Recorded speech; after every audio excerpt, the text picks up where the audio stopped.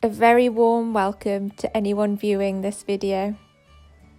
These videos are being created to take you on some of my favourite walks on the Isle of Man and share both the nature, history and fairy tales linked to some really cool sights.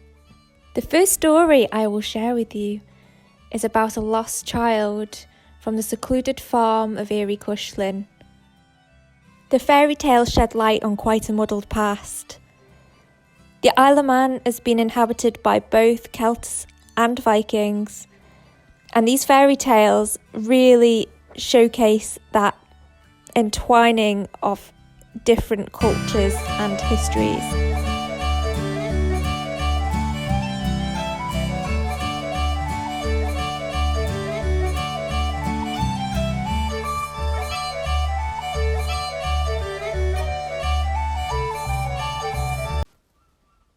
Many years ago, the heiress of Eary Cushlin farm had a little child.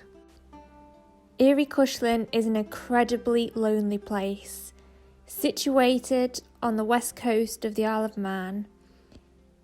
It is isolated and hidden behind the steep brow of a hill called Eary. In fact, you might live for months on end without seeing another person at Eary Cushlin. So no one knew of the birth of the heiress's child.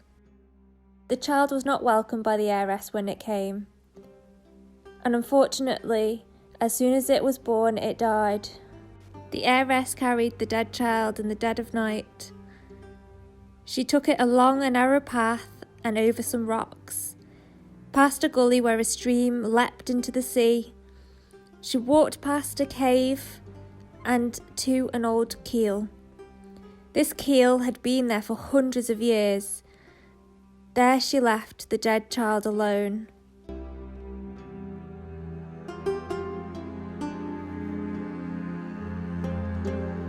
A short while after, some men from a small village called Dalby were haddock fishing just off the coast of Eary.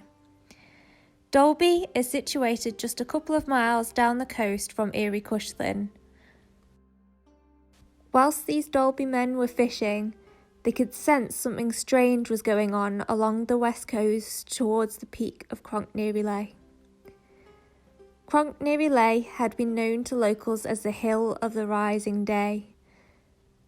The first light that villagers would have witnessed each morning would have been that peeked over the brow of the hill of Eary. The fishermen could spot a beautiful light running up the steep hill of Eary, and they could hear what they thought was a child crying. It was weird because this light was not morning light.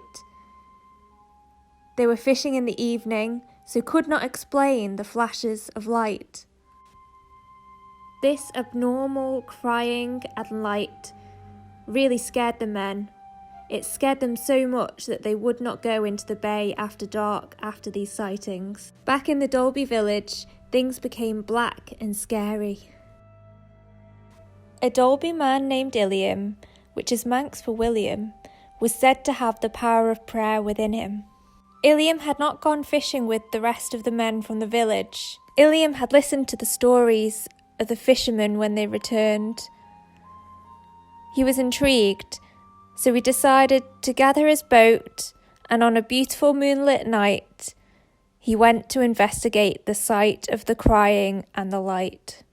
As William travelled up the coast towards Eary Cushlin, close to the cave and the site of the old keel, he could hear the crying which got louder and louder. William stopped his boat, lay down his oars, right at the spot where he heard the crying. The child was shouting, "I am a child without a name." William then said, "God bless, we must give this child a name."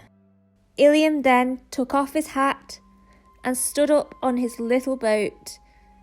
He threw a handful of water up in the air whilst crying out, "If thou a boy, I christen thee in the name of the Father, Son and Holy Ghost, Jewin. And if thou a girl, I christen thee in the name of the Father, Son and Holy Ghost, Joanna. That very instant, the crying stopped, and it was never heard again, and the light went out, and no more was ever seen. And that's the end of the story. Thank you for listening. I'm really happy that the nameless child does actually end up with a name. So thank you, William, or William if you're not Manx.